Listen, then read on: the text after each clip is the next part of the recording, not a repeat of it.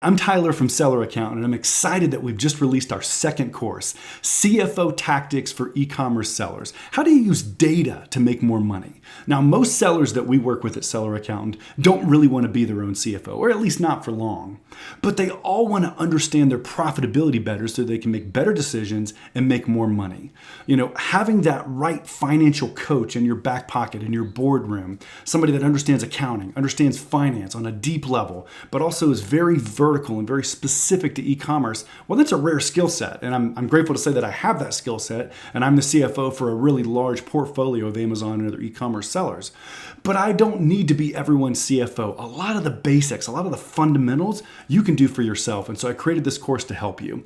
This course is going to start with some pretty broad basics. How do you read financial statements properly? How do you actually use a balance sheet? How do you use an income statement, a P&L? How do you use a statement of cash flows? And how do you make sure that those are investor grade, high-end financials? So we're going to pivot from that to understanding how your macro performance is. How is the performance of my portfolio as a whole holding up against the industry?